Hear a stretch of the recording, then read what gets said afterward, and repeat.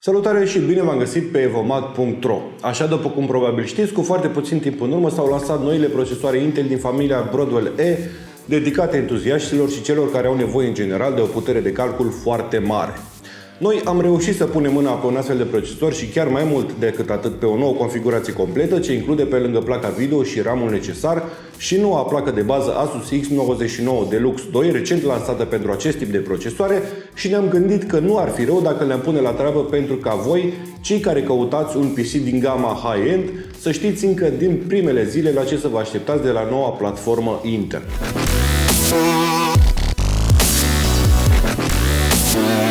O să începem întâi cu listarea principalelor componente ce au luat parte la testul nostru. Procesorul a fost un Intel Core i7 6900K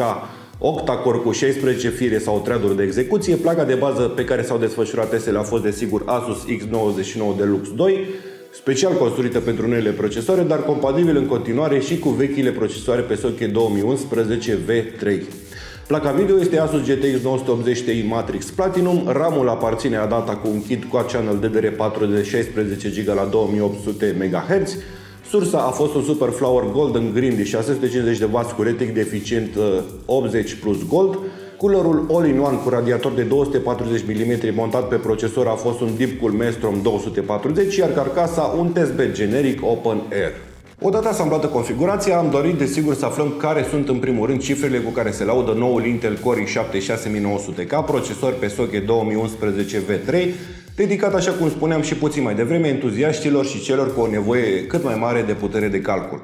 Astfel, a aplicat inițial la testarea în scenarii de stres a noului procesor, încălzindu-l cu o sesiune de 30 de minute de Prime 95. Nu mică mi-a fost surpriza să aflu că procesorul s-a stabilizat la limita superioară a performanțelor sale, adică la frecvența de 4 GHz pentru toate cele 8 nuclee și a rulat pe toată durata testului foarte stabil și fără a intra în protecție, în ciuda faptului că temperatura maximă atinsă pe cel mai fierbinte nucleu de procesare a atins chiar și 100 de grade.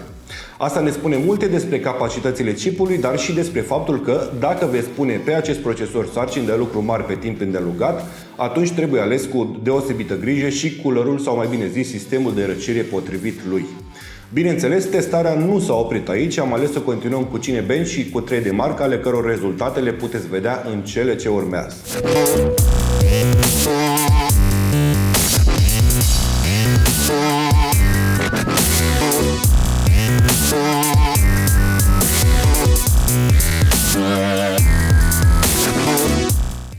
Surpriza cea mai mare a fost însă pentru mine placa de bază Asus X99 Deluxe 2, care este cu siguranță cea mai bine accesorizată placă de bază întâlnită de mine până acum.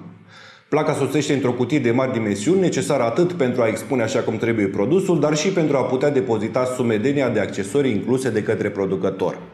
Astfel, avem cablurile SATA aferente, documentația, DVD-ul cu drivere și celelalte accesorii obișnuite, însă nu ne oprim aici. Printre accesoriile mai avansate incluse, aflându-se și antena wireless, unealta pentru instalarea mai facilă a procesorului, un fan controller și plăcile adaptoare pentru Thunderbolt 3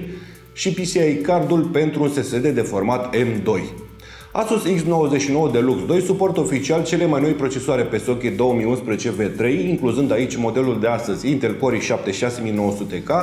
dar și vârful de gamă Core i7 6950X sau hexacorurile Intel Core i7 6800K și 6850K. În ceea ce privește memoria, este compatibilă cu o cantitate maximă de 128 de GB DDR4 și suportă frecvențe de până la 3333 MHz prin intermediul tehnologiei XMP. Ca de obicei, regiunea socketului de procesor pentru majoritatea plăcilor de bază din gama high-end a Asus, deci și pentru modelul de astăzi, este un pic mai specială, cu obișnuitul socket de alimentare de 8 pin pentru procesor,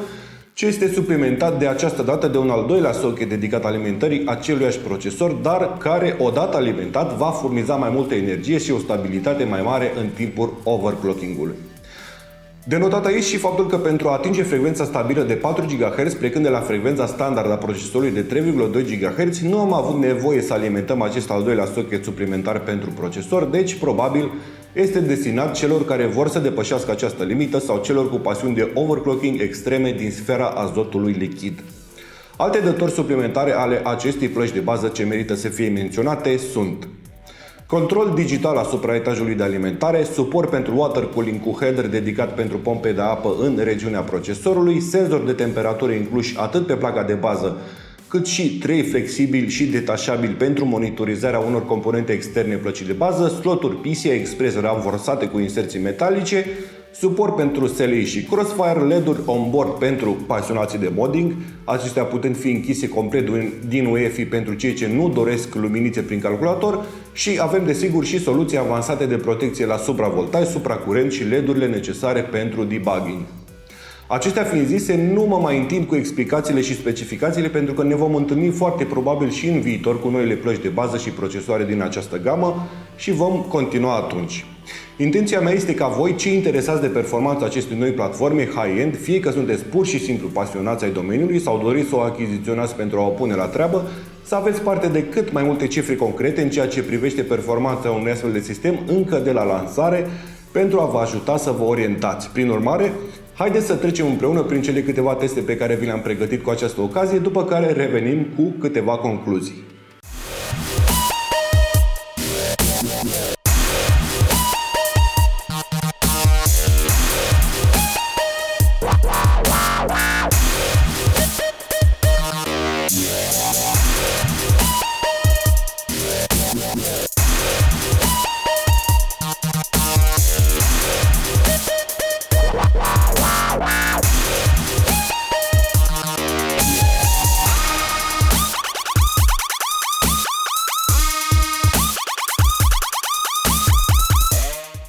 Despre procesor este, cred eu, destul de clar. Este o bestie atât din punct de vedere al performanței, cât și din punct de vedere al overclocking-ului, atât timp cât este răcit corespunzător și aici cei ce îl vor achiziționa vor trebui să investească într-o soluție de răcire pe cât posibil, cât mai performantă cu putință, însă nu cred că va fi o problemă pentru cei ce și-l vor putea permite.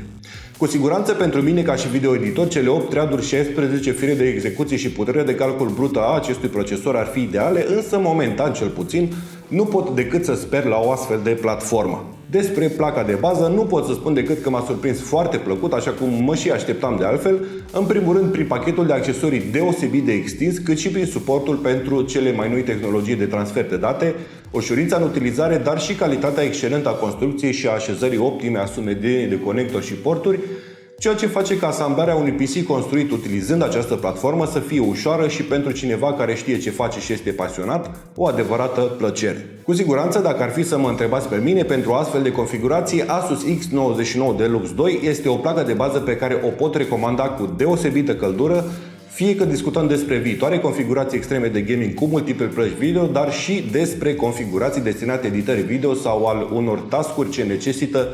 o putere de calcul cât mai mare și cât mai rapidă. Uitându-mă înapoi spre performanța sistemului testat în acest episod, am putut constata încă de la primul boot o stabilitate foarte bună a întregii configurații, o performanță solidă cu care puțini au ocazia să se întâlnească și per total un salt cu adevărat semnificativ de performanță față de platformele bazate pe chipsetul Intel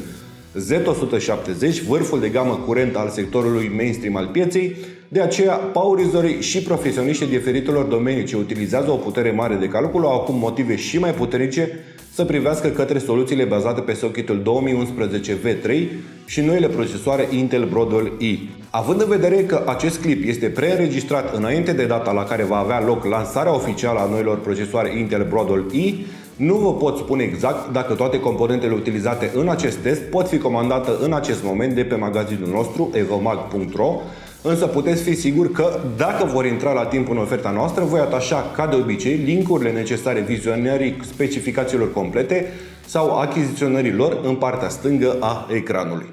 Asta este tot pentru astăzi. Nu uitați să ne acordați un like și un share sau chiar să vă abonați la canalul nostru, iar eu vă spun până data viitoare, toate cele bune!